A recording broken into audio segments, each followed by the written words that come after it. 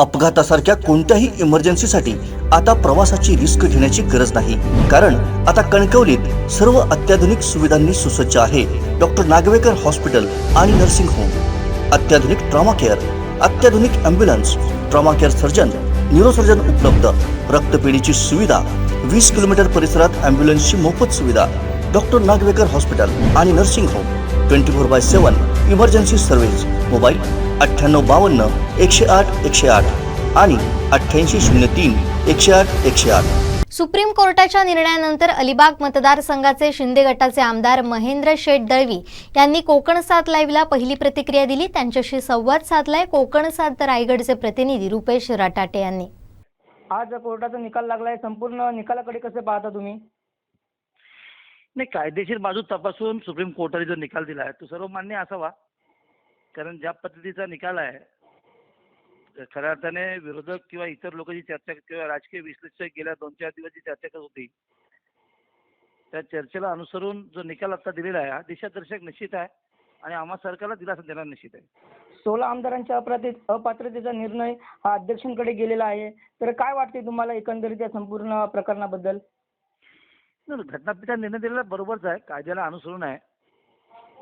10 वैशिष्ट्यांमध्ये जे काय लिहिलेलं म्हणजे जे काय कायदेशीर बाजू आहे त्याप्रमाणे तो निकाल अध्यक्षांकडे सोपवला जातो ना, सोपं गणित आहे।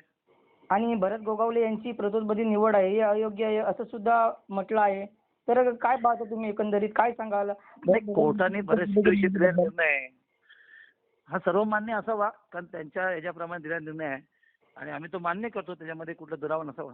आणि उद्धव ठाकरे हे सुद्धा म्हटले आहेत की मी राजीनामा दिला नसता तर मी अजून मुख्यमंत्री राहिलो असतो आणि माझ्या शिवसेनेचं व्हीप लागू होणार असे सुद्धा उद्धव ठाकरे म्हटले आहेत।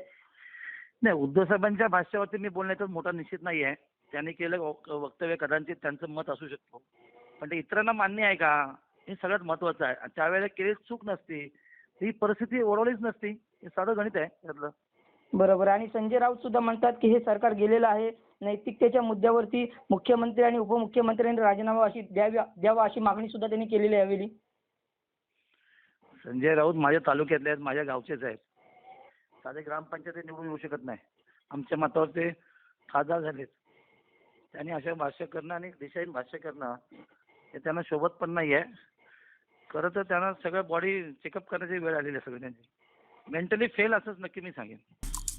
आमचे दिवसभरातले सर्व अपडेट्स, ताज्या घडामोडी आणि थेट लाईव्ह पाहण्यासाठी सबस्क्राईब करा, लाईक करा कोकणचं नंबर 1 महा चॅनल कोकण 7 लाईव्हचं YouTube चॅनल।